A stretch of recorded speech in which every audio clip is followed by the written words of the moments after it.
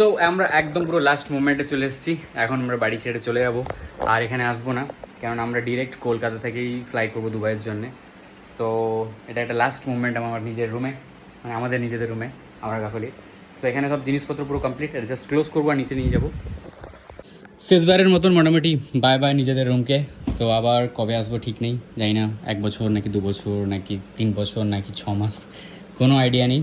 So bag পুরো ready, নিচে আর একটা bag ready. So let's go, বিদায় নিতে হচ্ছে আপাতত এখনকার মতন। সো কাকলি নিচে গেছে সব কিছু জিনিসপত্র, এখানে ওপরটা প্রচুর গরম অ্যাকচুয়ালি।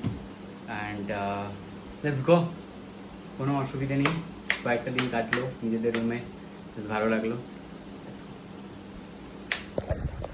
সো হ্যাঁ হয়ে গেছে, চলো চলো। এখন বেজে গেছে প্রায় 2:30, আমাদের 3টের সময় ট্রেন আছে। আমাদের কাকুর গাড়ি রয়েছে, বড়লোক কাকুর, কোনো টেনশন। আমাদের এখানে সব লাগেজ রেডি, 2টো লাগেজের মধ্যে সব কিছু ঢুকিয়ে নিয়েছি। কলকাতা গেলে আরও এগুলোকে এখান থেকে বের করে আর একটা হ্যান্ড ব্যাগে সব কিছু ট্রান্সফার করবো। আপাতত এইটা রেডি, এখানে সবাই রেডি হচ্ছে, বাচ্চা কাচ্চা, কাকিমা, আমাদের সুন্দরী কাকিমা সবাই রেডি হচ্ছে। কোথায় গেল? এই যে, চলো লেটস গো। পাসপোর্ট সব নিয়েছো তো? সব নিয়েছি, মানি পাস নিয়েছি, আমাদের এমিরেটস আইডি, এটিএম কার্ড।